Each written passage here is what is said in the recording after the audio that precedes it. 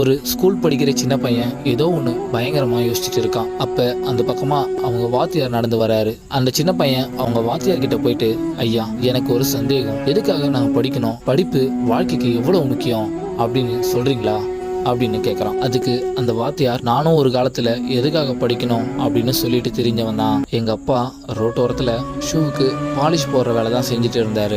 ஒரு நாள் எங்கள் ஸ்கூலோட பிரின்சிபல் எங்கள் அப்பாவை பார்த்து, என்னோட ஷூவுக்கு பாலிஷ் போட்டதை நினச்சி நீ ரொம்ப பெருமைப்படணும் அப்படின்னு ஒரு மாதிரியாக சொல்லிட்டாரு. அப்போ நான் அவர் பக்கத்தில் தான் இருந்தேன். ஆனால் என்னால் ஒன்றும் பண்ண முடியல. அந்த கோவத்தை படிப்பு மேலே காமிச்சு பெருகொண்டு படிக்க ஆரம்பித்தேன். அந்த வருஷத்தில் 10th நான் தான் டிஸ்ட்ரிக்ட் ஃபர்ஸ்ட் மார்க் எடுத்தேன். இந்த பிரின்சிபல் எங்கள் அப்பாவை பார்த்து என் ஷூவுக்கு பாலிஷ் போடுறதை நினச்சி நீ ரொம்ப பெருமைப்படணும்னு சொன்னாரோ, அவரோட வாயிலிருந்து எங்கள் பையன் படிக்கிறதுனால தான் எங்கள் ஸ்கூலுக்கே பெருமை அப்படின்னு சொல்ல வச்சேன். அப்போ தான் எனக்கு ஒரு விஷயம் புரிஞ்சுது. படிப்பு நம்ம வாழ்க்கையை மட்டும் இல்லை, நம்ம சுற்றி இருக்கிறவங்களோட வாழ்க்கையை மாற்றணும்.